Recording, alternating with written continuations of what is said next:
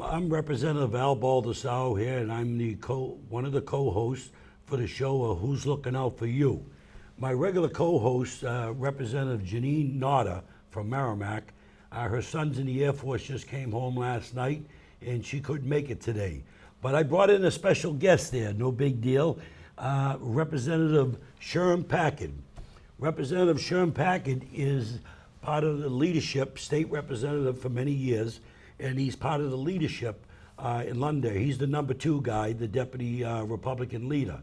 Sherm, welcome aboard there. Thank you, Al. It's an honor, Thank you for man, to having have me you. today. How about, maybe talk a little bit about what's been going on in the State House from the beginning, where we are today? Well, obviously, I don't think anybody expected what happened to happen, I mean, this COVID has really thrown everything in a turmoil. As you and I were both there on the 11th, 12th, and the 13th, 4:30, 4:45 in the morning. Right. And I got to say, that set a record for me. I'd been there till 1, 2 o'clock in the morning, but 20 hours straight was something else. But what happened there that day when we agreed to, change the rules? So everyone knows on who he agreed with. The Republican leader, Dick Hinch, and I sat down with the Speaker, and I can't remember if it was Representative Weber or Representative Ebel. We agreed that any future things that would happen we set up a committee of 4 Democrats and 3 Republicans, Dick Hinch, myself, and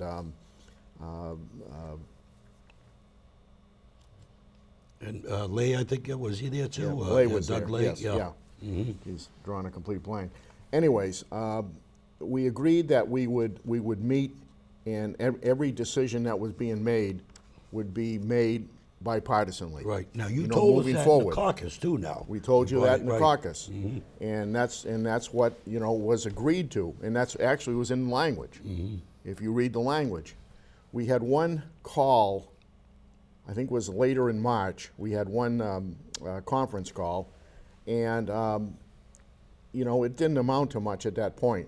But from that point on, I requested many times that we get together, we either meet, which we could have done in the State House, we could have met and sat in Representatives Hall in distance, done everything we needed to do, or we could have done it by Zoom or conference call, so that we had an idea of what was happening, and we would agree, bipartisanly how we were going to move forward. Well, we never met again. And when it came down to picking a location, because we couldn't meet in the State House,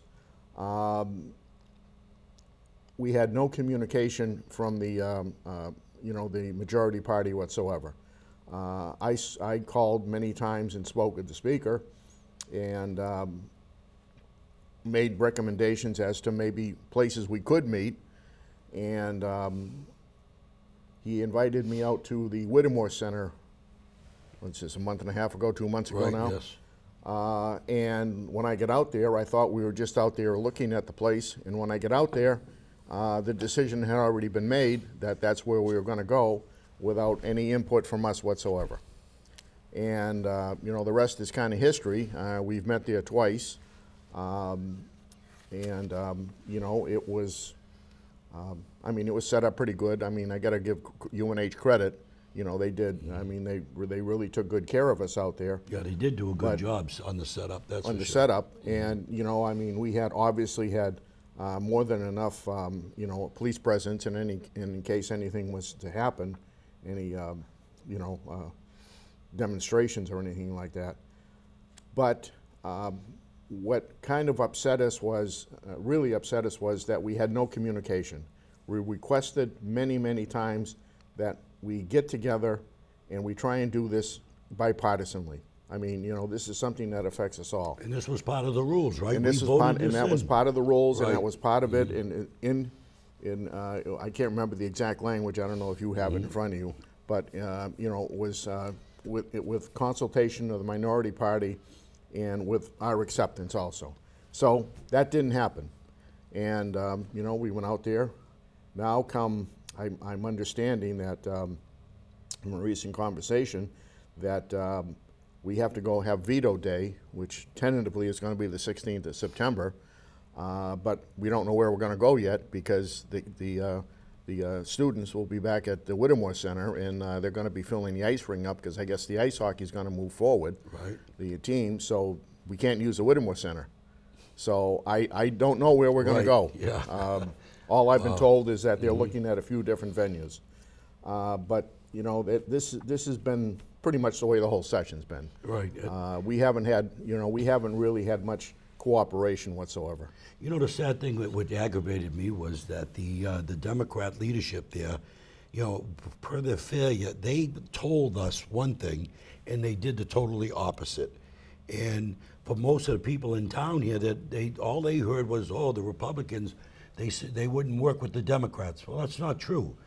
That's not true at all. Yeah, we refused to suspend the rules because there was a few reasons. Number one, they didn't communicate with our Republican leadership. Now, Sherm is the number 2 on leadership. Representative Dick Kinch is the actual Republican leader, and I'm the number 3, the Republican floor leader. We are fortunate, Londonderry, to have some senior reps and a freshman rep like Tom Dolan to hold a. He's a ranking member in Municipal County. That's right, municipal county.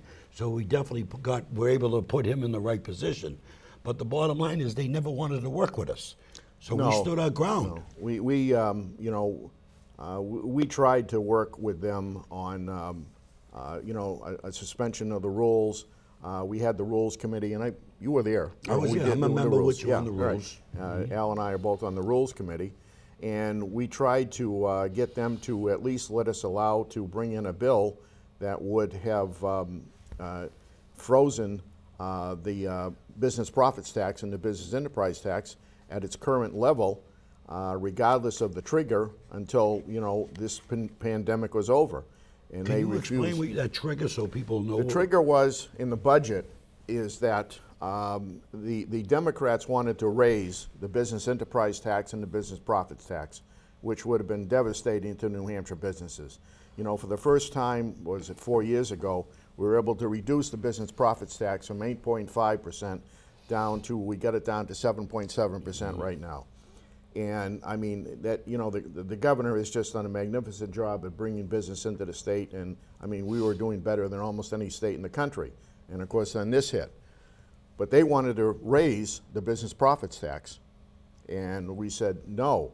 So there was a trigger put in the budget that if revenues didn't come in above the trigger, then the business profits, they could raise the business profits Is tax. that like a 12.5% or something like that? It would have been a 12.5% Yeah. increase. And if the revenue, if the revenue was below the trigger, it would have gone up. If it was above the trigger, it would have stayed the same.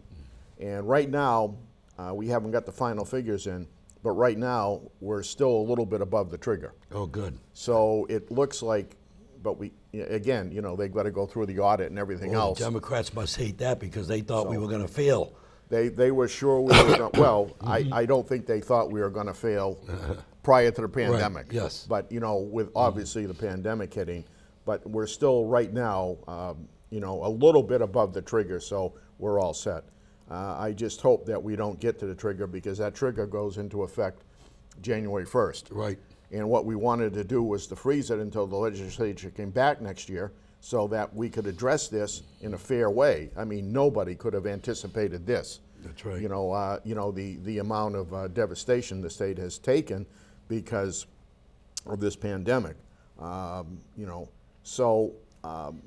I mean, having said that, let's be fair. I mean, what they proposed this year, they proposed an income tax. Right. They proposed a sales tax. They proposed a carbon tax, $800 million carbon tax, which would have cost the citizens of this state unbelievable amount of money. They wanted to raise the business profits tax, and it was tax after tax after tax that they've tried to do this year. And thank God we had a governor that didn't go along with any of this foolishness, and he vetoed it, and we sustained his vetoes. Right. So, I mean, I think, this what is, did we do, like 50? I don't know. it was, I think it was 57, 57, 58, that's right, 57, yeah. 58. Two of them passed. Two of them passed.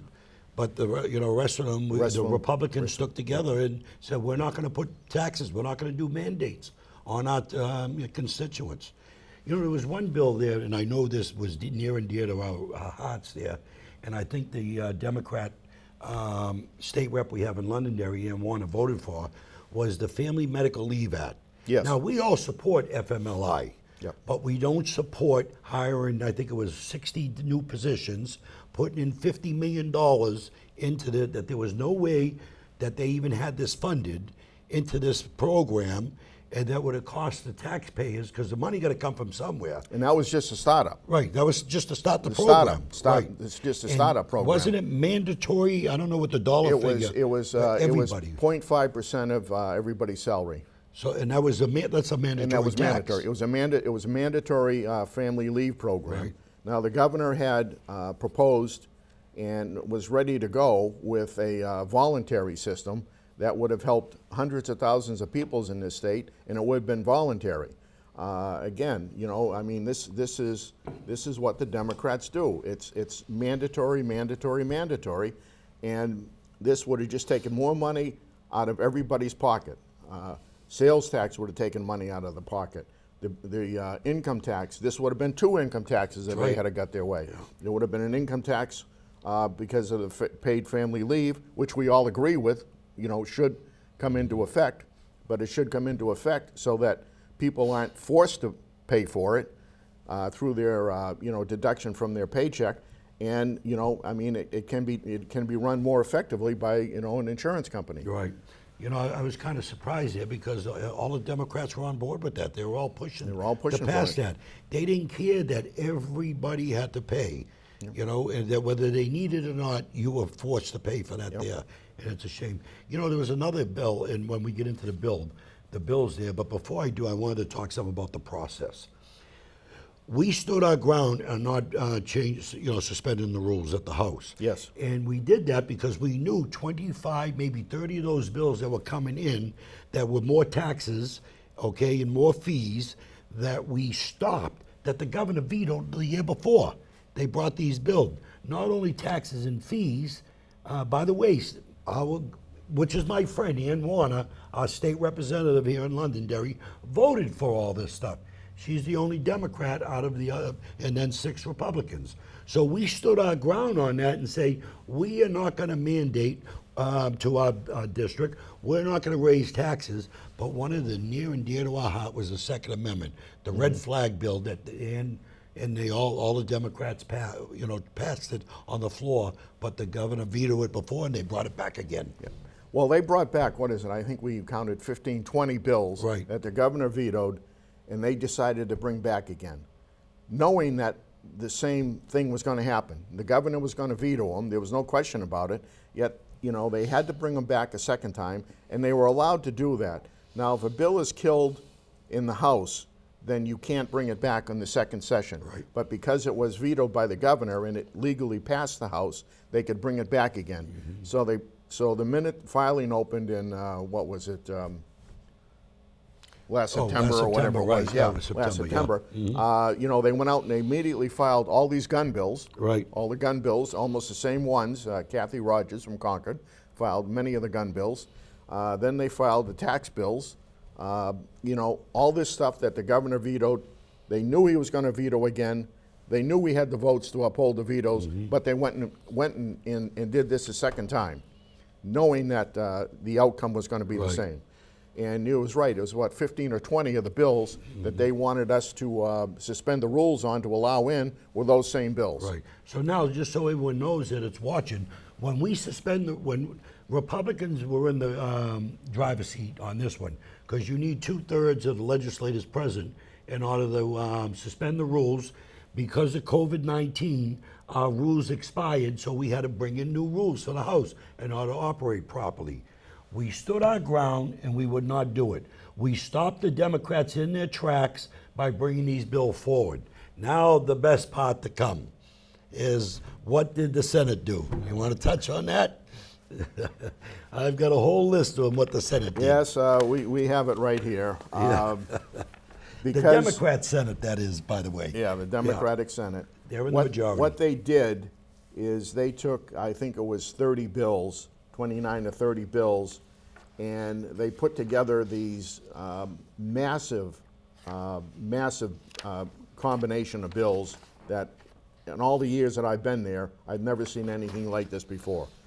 So in one of the bills alone that they put through, they took 38 separate bills and added it as an amendment to a piece of legislation. They took one bill and then added amendments to them. Now, if and I they can did this on many, many of the If I can bills. stop you there now, with those 38 or all those bills in there may be one good bill in there that we want. They But may the be- rest of they them may are be- taxes and well, fees. Some of them, many of Yeah. them that the governor's already vetoed. I think he's Right. already vetoed 5 or 6 of them. Mm-hmm. You know, he's done that. Now, some of them didn't have 38 like this particular one did here. Some of them had 5, 6, 7. Some of them had 15 or 18.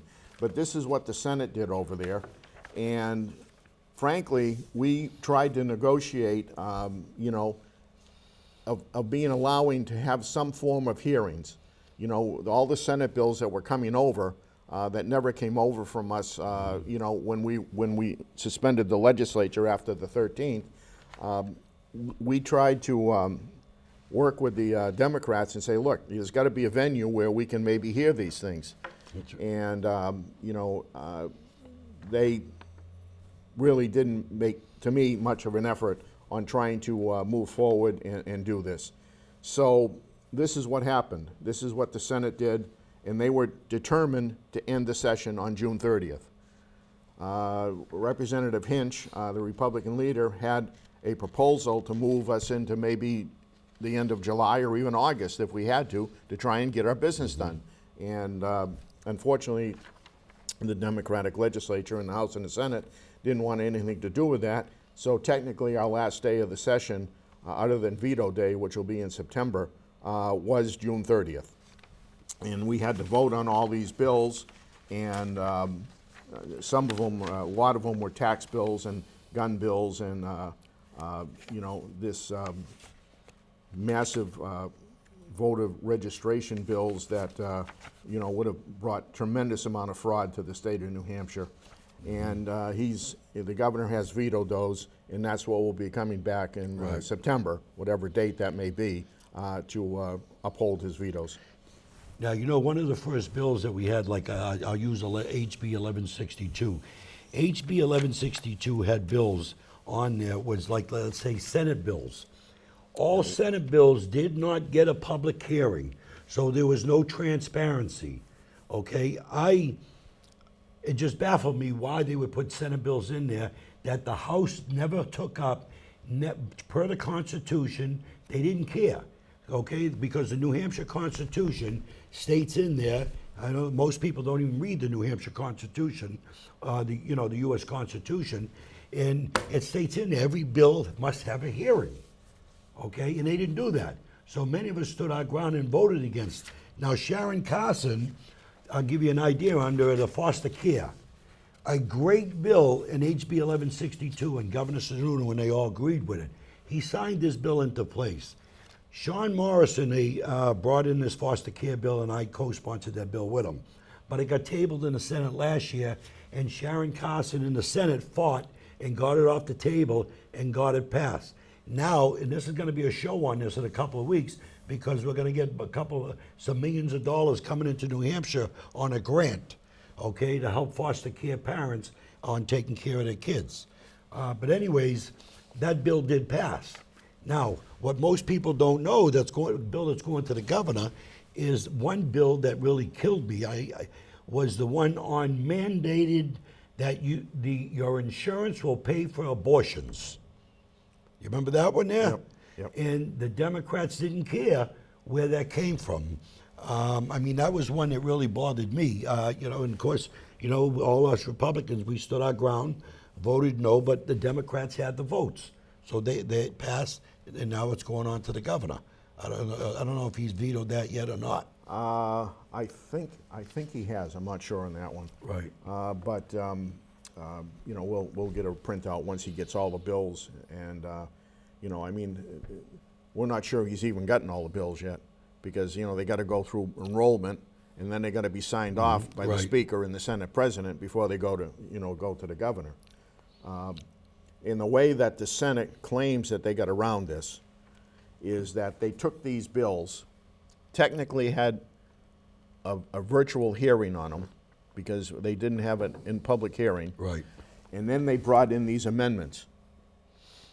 And that's how they're saying that they did have a public hearing, which Well, you know, I guess there's a fine line there there, is. It's a you know, shame. if you really want to. But when you're talking about, what bill is it, the number of the thing? 1234, 38 bills were tacked on as an amendment. Wow. 38.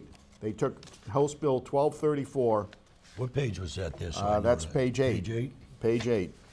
Page 8. They took 1234 and added 38 bills to it. Yep.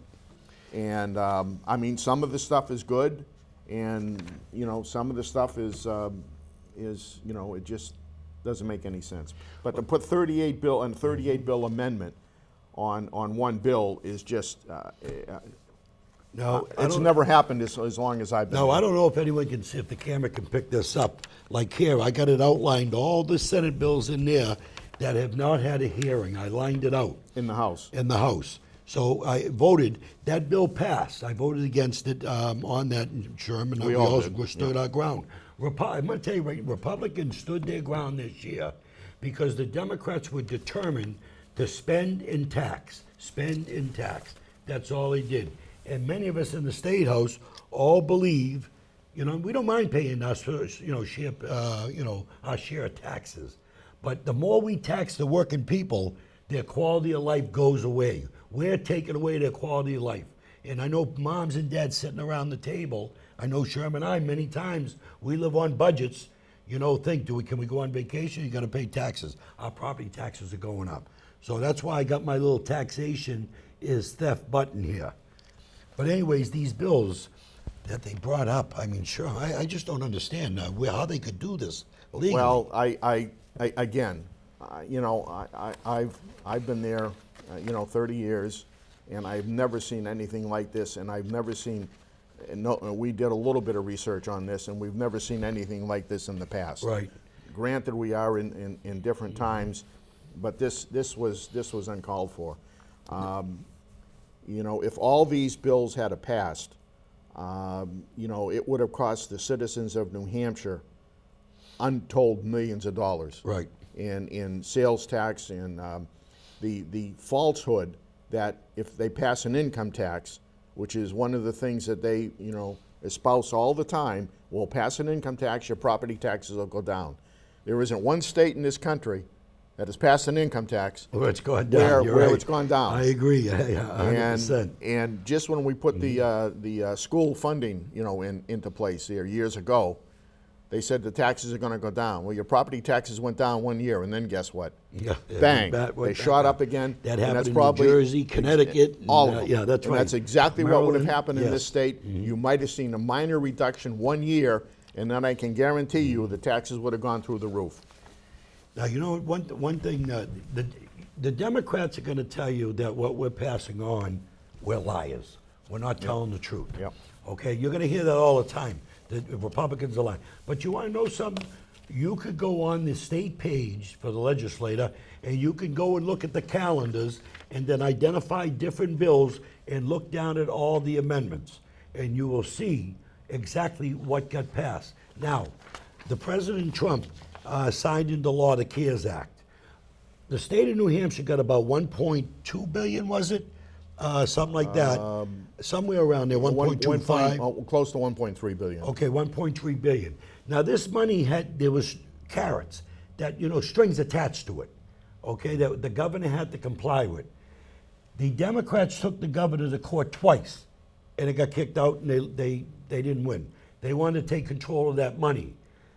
Well, where I'm going with this here, there was a bill, HB 1166, which the title was related to the unemployment compensation, certain sanitary protections, for COVID-19, extending the Federal Family and Medical Leave Act for COVID.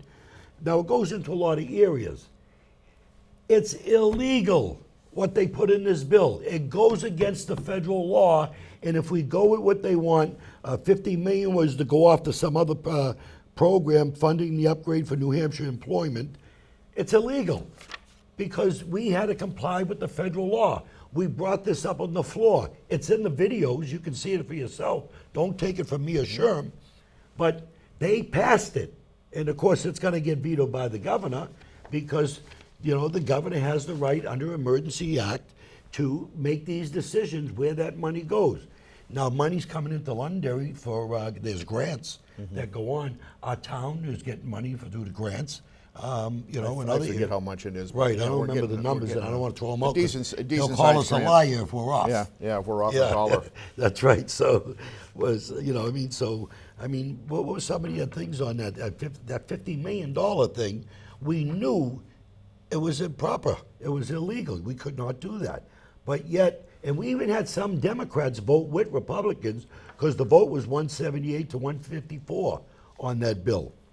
So I just don't understand it. You know what I mean? What's going on? Well, let's look at the new one that Congress passed down there, that Pelosi, you know, passed.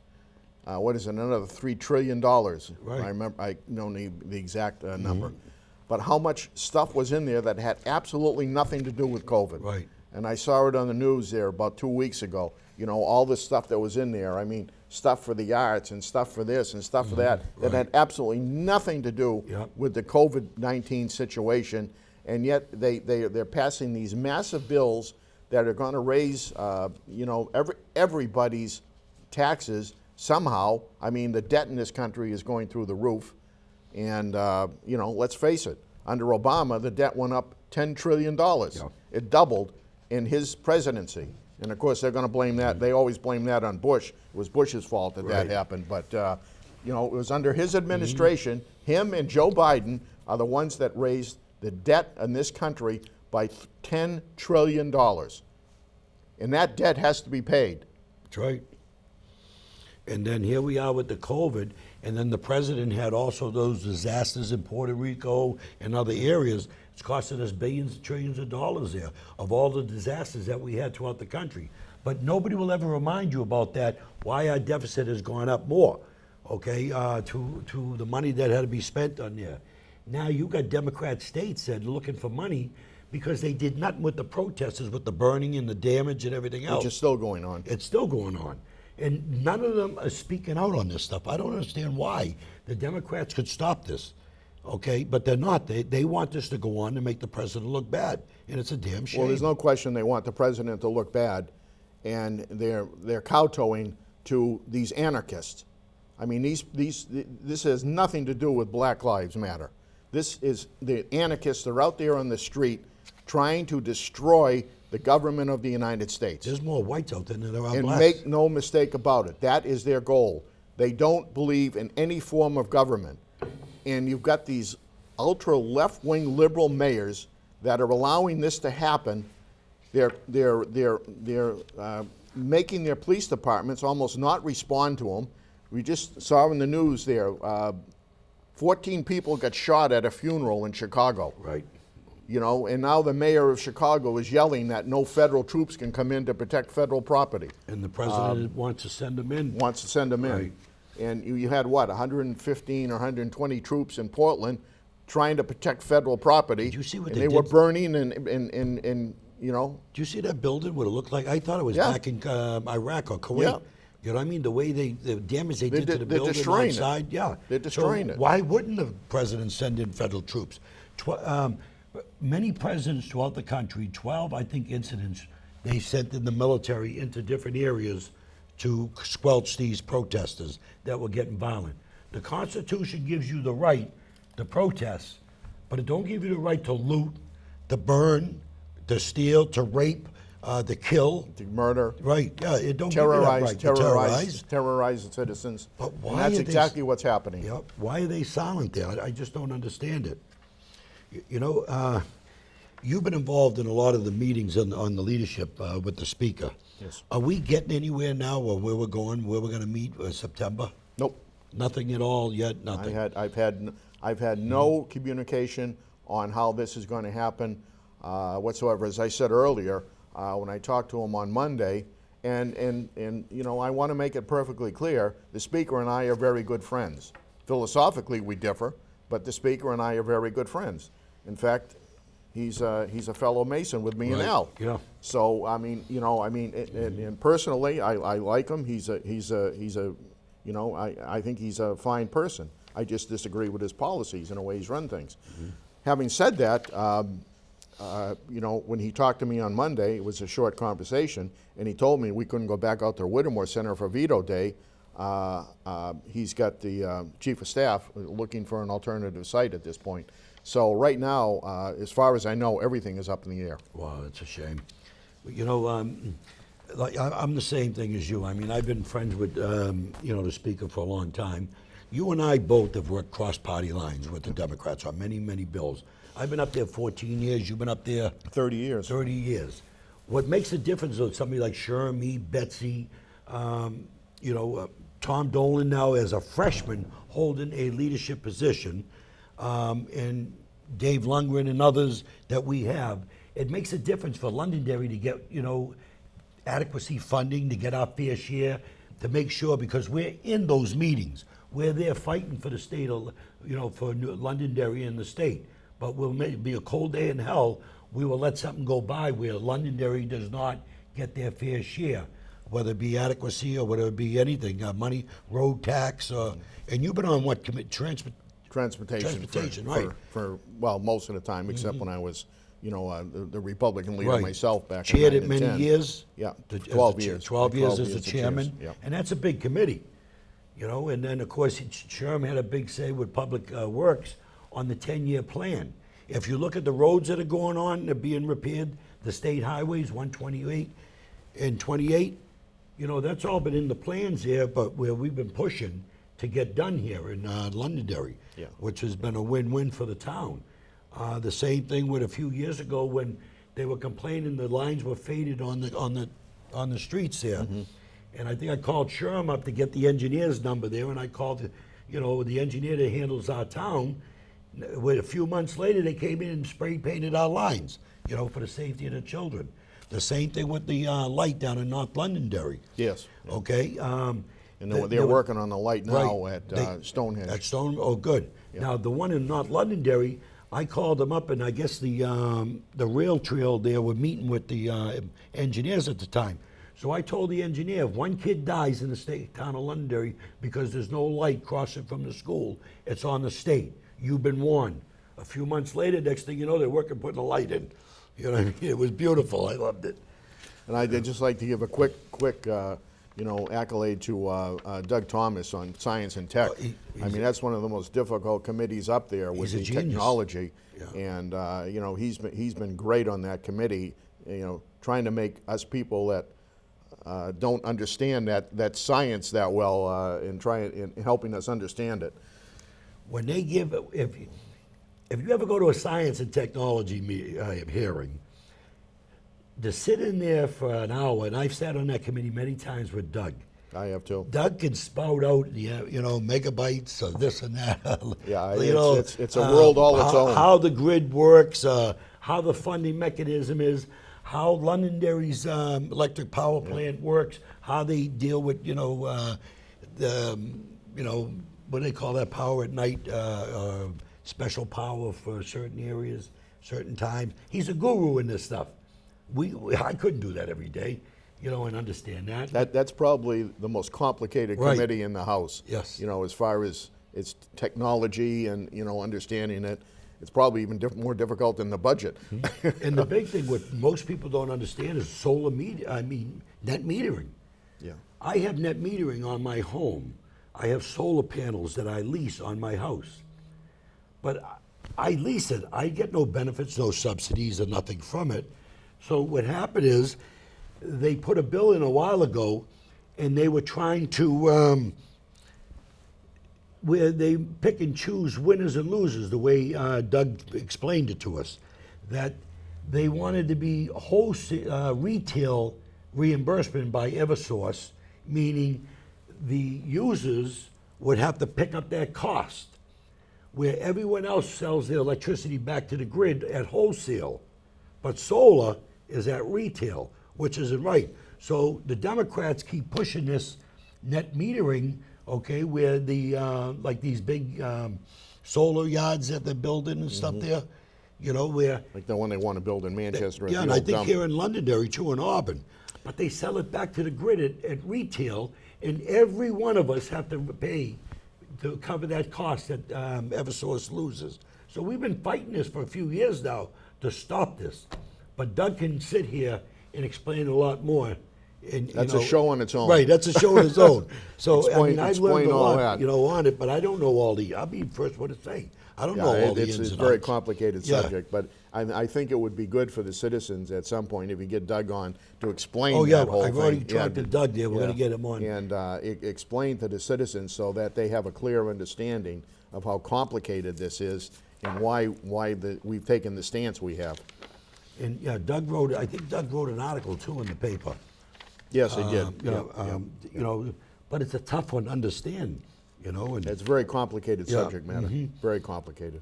I mean, there's some other things. I was trying to find the one, what they're doing there. You know, we talked earlier about the taxes. You know, and the taxes possibly gonna go up if we don't, the revenues aren't where they're supposed to be. Yes, Another thing that on was the them, business profits tax, business enterprise tax. on the unemployment, not unemployment, on wages, they passed the bill to bring the wages up to $12 or $15. I think it was over a period of years where it went from, there was 2 or 3 bills. Right. You know, with 12 different and then numbers. 15. I think it started out at 10, then it went to 12, Right. and then it went to 15, and you know, but there was like 2 or 3 bills by different sponsors, you know, that had different numbers in them. I don't know too many people that make, you know, $7.25, the minimum wage, or whatever it is. I don't know too many, you know. And those wages are designed there for kids to start, you know, get their feet wet while they're in school, working and everything there. I mean, you know, they've been fighting. What's going to happen here? And my son owns 2 Italian restaurants in Florida. If he's got to pay somebody to sweep the floor at $15 an hour, it's not worth it. You know, if the wash dishes. Okay, those are jobs. Somebody has a second job or this or that. Otherwise, if he does have to pay that, you have to raise everything up. Cost goes up. You know, and what does it do to the businesses? This is the one thing that gets me. I perfectly agree. Nobody can live on $7.25 an hour. Right, not at I mean, all. nobody can. But again, I mean, even McDonald's and Burger King and They pay. everybody else are paying 10, 12 Right. bucks an hour. A couple of years ago, I think it was last year, we met with three owners of Dunkin' Donuts, and each one owned 10, 15 Dunkin' Donuts in both. It was Vermont, Mass, and New Hampshire, and it was a very interesting conversation. They said, you know, we already pay our people good money, okay? But the problem is if we jump up to the $15 an hour, it isn't just the people that are making the $11 or $12 an hour that are going to get increases. It's the ones that are making 15 right now are going to demand more money. So what's happened is in Connecticut and I think Vermont, where they do have, you know, minimum wage laws, what they were telling us is that, look, we had to give all our people raises. It wasn't just the people that were making underneath what the minimum wage was. Everybody had to get a raise. So what that did is it raised their cost right across the board. So, and I'm just using numbers here. If they were selling a donut for $1, now they had to sell it for $1.25. And they're actually seeing, all three of us sold it's the same thing in every single one of their restaurants. Mm-hmm. They're seeing a decrease in people coming in and buying Right. from Dunkin' Donuts, because you could go to, you know, people say, well, we go to Cumberland Farms and buy a cup of coffee for $1, and you're charging us. I don't drink coffee, but I think it's what, $1.50, $2 now for a cup of coffee, whatever yeah. it is. I know you drink a I lot drink of coffee. a large cup is almost $3. So you know, it's. I think we all agree people have to make a suitable living. Oh, without a But doubt. you can't just say that you're going to have everybody's going to be better off when everybody raises their cost of labor. Now, I've owned a business. I don't anymore. but I've owned a number of businesses, and I had up to 25 employees. So I understand what's going to happen. If I had to give every single one of those 25 employees a huge raise, all my prices would have gone up.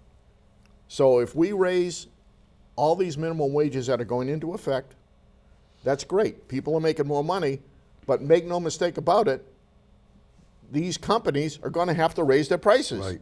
So are they going to be better off? Any better off than they are now? I agree. If they were buying a package of socks for $10 and now they got to pay $15, okay, yeah, they're getting $15 an hour, but it's going out the door just as fast as it's coming in. What is the solution? I honestly don't know. Just raising the minimum wage is not the answer. And I believe what the solution is myself is we had a restaurant in a sports bar in Somerville, Mass. Is let the businesses, let the market decide, the free market, on how you're doing for business, whether you can afford the raise. I know there was times my sons never even took took a check home because business is slow here or there. But I can tell you right now, our bartenders, our waitresses, they might have got a small, minimum wage, but they walked out with $150 cash in their pocket from tips, from a night. So, that, that don't work for me when I hear this stuff here. Not only that, go into Home Depot, go into Market Basket or some of these other stores. Look at the automation that's going on. Mm-hmm. Little by little, they're phasing out these jobs for our high school kids that are working. It's a matter of time. If we raise this out, those jobs will all be automated. Well, you can see it in the Burger Kings and the Dunkin', in those places that they're going to automatic ordering when you walk in. Yep. So they're eliminating people. I was in Wild, and that's the only way they can survive. Before the COVID, Judy, my wife and I, we went to Wild Wings, I think it was. You sit at the table and there's this computer. Yeah. You press in, you put in what you want. And then next thing you know, somebody comes over and brings it to you and brings you everything you ordered. I mean, and that's what's going to happen. And it's happening more and more. Think about, it feels good to say, I want $15 an hour, everyone should be getting that. Think about what you're going to do to the chain, okay? The ricochet effect on what that does to the people. Fuel, milk and bread, everything. Everything's going to go up. Right. And all of a sudden, that livable wage isn't a livable wage anymore, and now we're going to have to ring it up to $20 an hour. That's right. And then it's going to be $25 an hour. And it's going to be the same argument time and time again. We need a livable wage. And I'll agree. People that have a family need a livable wage. But you can't just categorically say we're going to raise it and everything's going to be hunky-dory, because it's not. It doesn't work that way. That's right. So keep that in mind there when you start pushing. We want bring up the minimum wage there. Definitely. Was there any other bills that you remember that was near and dear to your heart there that caught your eye there? Well, there was a bunch of stuff in here. I mean, I know they stuck it to your transportation bill under 1182. If you go to your transportation section there. They added a bunch of stuff onto that. And the funny part about it is that particular bill. They called me up and said, do we need to do this particular bill? They wanted to use it as a vehicle to put the rest of the stuff in. And I said, well, at this point in time, this is a commission to, because we killed about 7 or 8 bills that had to do with off-road vehicles and the new type of vehicles that are coming out, rotorable aircraft and all kinds of stuff. And we killed all the bills and decided to set up this commission to study and try and figure everything out.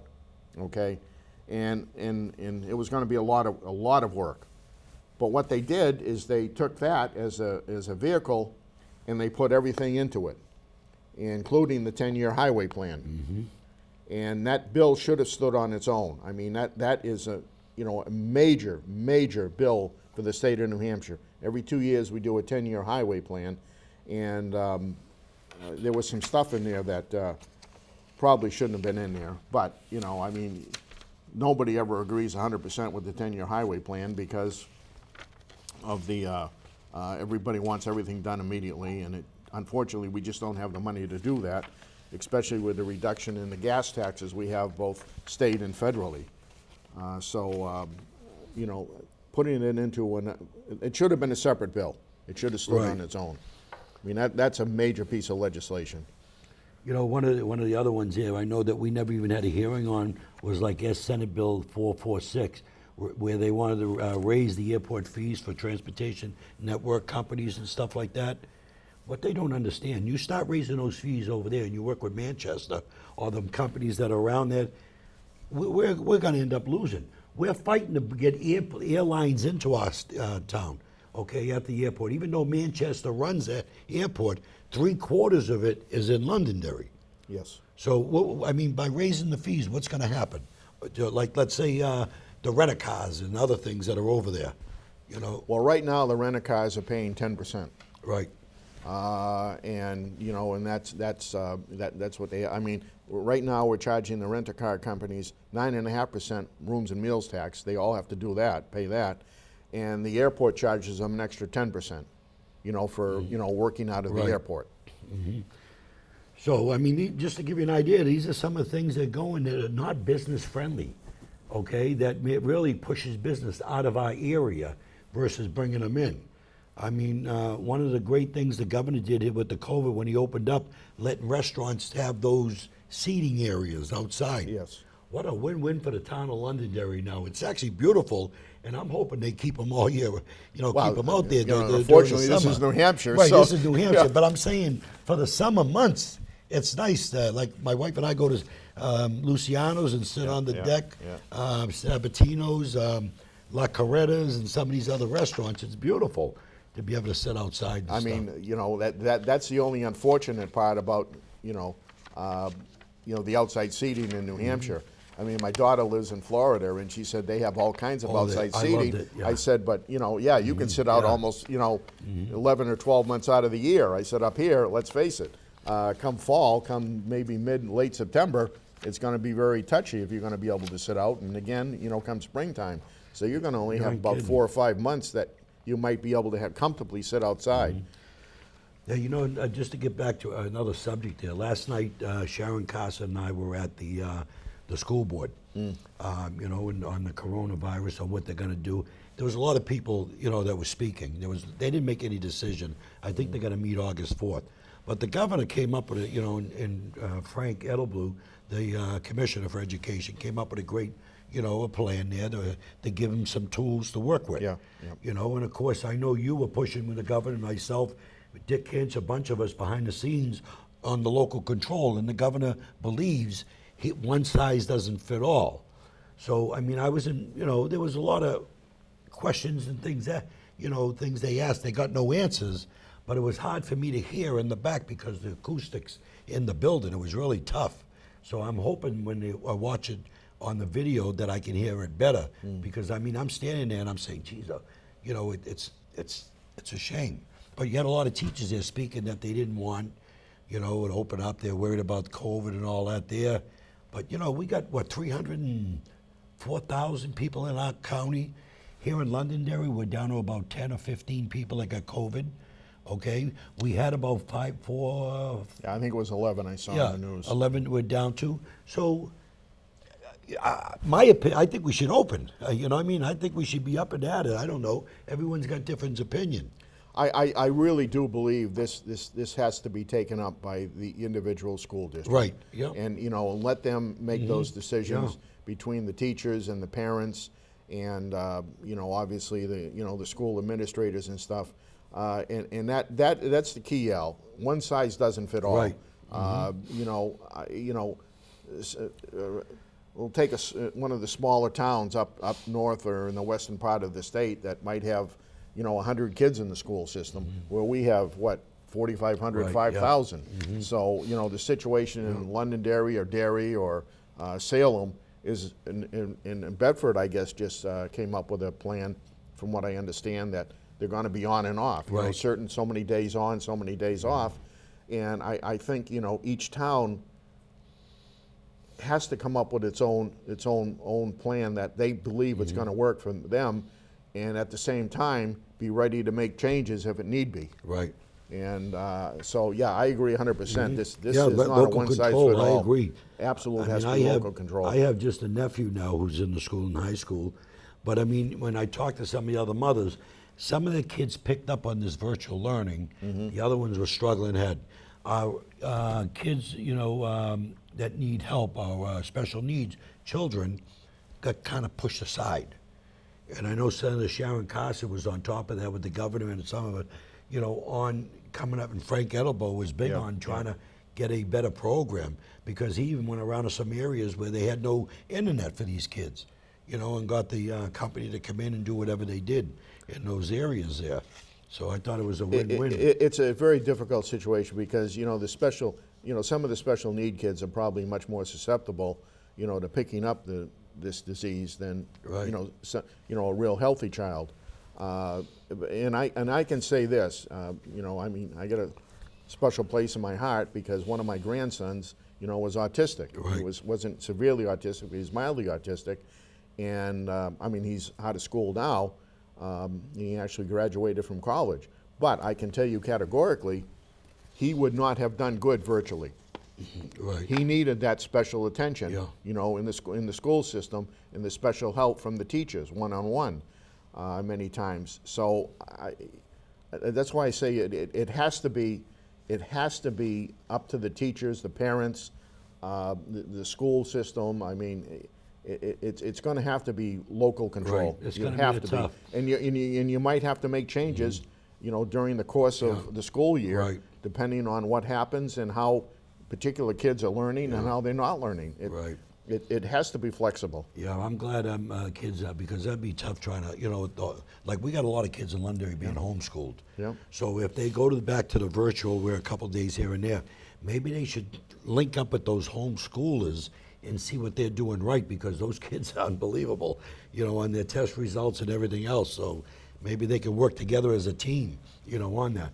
I think we got a few minutes left there. There was one thing I wanted to bring up there, which was a veterans thing, that on the veterans in Londonderry that are watching this here, if you have any issues, medical issues, things like that, like me, I just fought 2 bouts of cancer. The president put in a program called Community Care. You now can have the VA give you the documentation, insurance numbers, and like me, I went to Dana-Farber for sarcoma, and I went to Leahy Clinic for kidney cancer. That was one of the win-win. We've been trying to get that for many years, and finally got it approved under, President Trump's leadership. So New Hampshire is well protected now for veterans to be seen. So keep that in mind. If you have more questions, do a Google search on New Hampshire Director of Veteran Services. Their phone number will come up and all that stuff there. So if you have want information on to do claims on VA disability and stuff like that. Another thing there's some confusion going on with the governor just signed. Some of the Democrats are all excited thinking everybody's going to get mail-out ballot. Well, that's not what the governor signed. No. The governor signed, added one little box on there in the absentee ballots saying you have COVID-19, that you have it or you're worried about going out.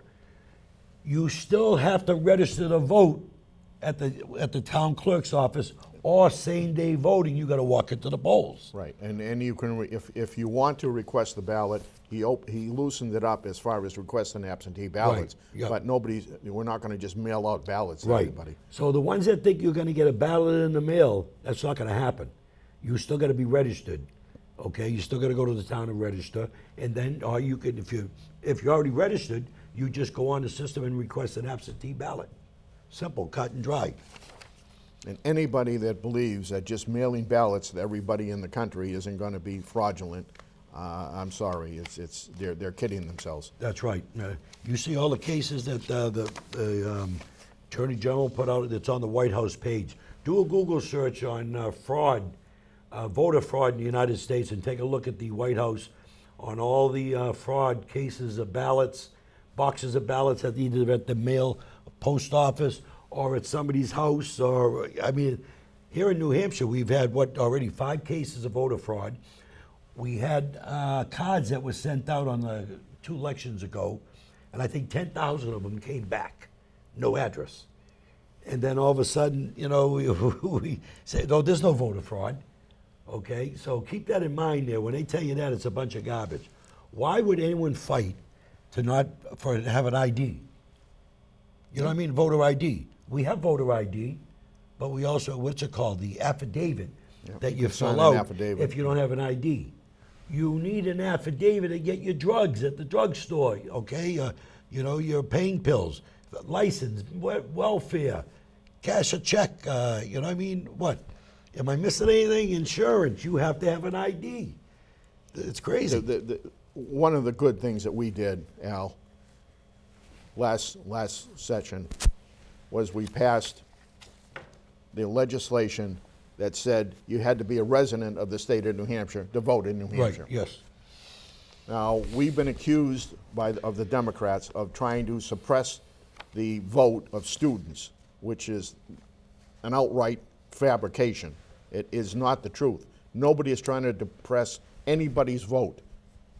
The fact of the matter is that when you move to New Hampshire, buy a house, rent an apartment, you get 60 days to change your license and change your registration on your vehicle. Mm-hmm. That's been current law for years. Yeah. All we said was that if you want to vote in New Hampshire, you become a resident of the state of New Hampshire. Plain and simple. But the colleges don't want that because they're getting out of state tuition. More money. It's a matter of fairness. Mm-hmm. You know, I mean, I owned land up in Bath, New Hampshire for a number of years. I couldn't go up there and vote. Right. I wasn't, I mean. You're not allowed but to. I wasn't allowed to. That's right. So, you know, let's be realistic. If you're a resident of the state of New Hampshire, vote. However you're going to vote, get out and vote. If you're not a resident of the state of New Hampshire, then request an absentee ballot to where you live. That's right. Plain and simple. It is simple. I mean, it's nobody is suppressing anybody's vote.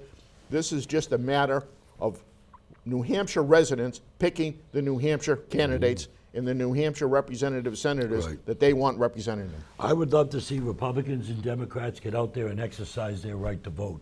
Many of our veterans, my fellow veterans, our veterans, have made the ultimate sacrifice. They are fighting for our constitutional rights. So whether you're a Republican, Democrat, Libertarian, Independent, get out and vote, okay, and make a difference. Sherm, it's been an honor, to have you back. Thank you. We worked great as a team up at the State House there. We kept the team together this session there, so it's And been we'll have very to make good. sure when we're in the majority next time, that we continue doing good work. Oh, without a doubt. Well, this is once again Who's Looking Out for You. We'll be back again with another show, hopefully bringing in the former Speaker, Bill O'Brien, in our next show. Thank you, and have a great day.